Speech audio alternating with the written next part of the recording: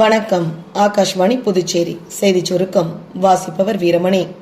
வரலாற்று சிறப்புமிக்க இஸ்ரேலில் மீண்டும் ஒருமுறை காலடி எடுத்து வைத்திருப்பது தனக்கு பெருமையான மற்றும் உணர்ச்சிகரமான தருணம் என்று பிரதமர் திரு நரேந்திர மோடி தெரிவித்துள்ளார்.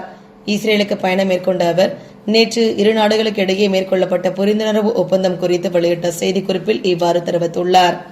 புதுச்சேரி அரியூரில் வேளாண் துறை சார்பில் நடைபெற்ற விவசாயிகளுக்கு நலத்திட்ட உதவிகள் வழங்கும் விழாவில் விவசாய கூலி தொழிலாளர்கள் 6779 பேருக்கு மழைக்கால உதவித்தொகை 2000 ரூபாய் வழங்குவதற்கான அடையாள அட்டை, 75 அட்டவணை இன விவசாயிகளுக்கு பேட்டரியால் இயங்கும் தெளிப்பான்கள் மற்றும் பிளாஸ்டிக் தார்பாய்கள், 10 அட்டவணை இன விவசாயிகளுக்கு 50% டிராக்டர், பவர் டில்லர்கள், புதுச்சேரியை சேர்ந்த கரும்பு சாகுபடி செய்யும் விவசாயிகளுக்கு 27 லட்சம் ரூபாய் மானிய உதவி, ஆழ்குழாய் கிணறுகள் அமைப்பதற்கு மானியம், 577 இயற்கை வேளாண்மை செய்யும் விவசாயிகளுக்கு மானியம் ஆகியவை நேற்று வழங்கப்பட்டன. இந்நலத்திட்ட உதவிகளை துணைநிலை ஆளுநர் திரு கைலாஷ்நாதன் வழங்கினார்.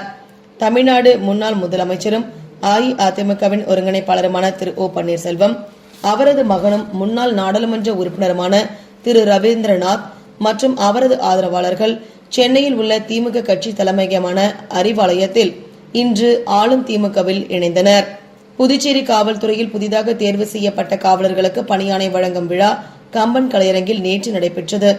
இவ்விழாவில் துணைநிலை ஆளுநர் திரு கைலாஷ்நாதன், முதலமைச்சர் திரு ரங்கசாமி ஆகியோர் கலந்து கொண்டு காவலர் பணிக்கு தேர்வு செய்யப்பட்ட 112 நபர்களுக்கு பணியாணை வழங்கி சிறப்பித்தனர்.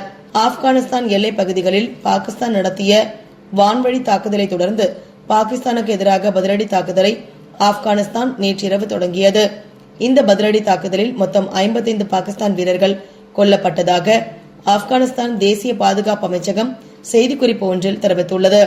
காரைக்கால் திருநள்ளாறு ஸ்ரீ தர்பாரணேஸ்வரர் ஆலயத்தில் அடுத்த மாதம் 6ஆம் தேதி நடைபெறவுள்ள சனிப்பெயர்ச்சி விழாவிற்கு வருகை தரும் பக்தர்களுக்கான வசதிகள் மற்றும் பாதுகாப்பு ஏற்பாடுகள் குறித்து அம்மாவட்ட ஆட்சியர் திருமதி இஷிதா ராட்டி தலைமையில் ஆலோசனைகள் நடத்தப்பட்டன.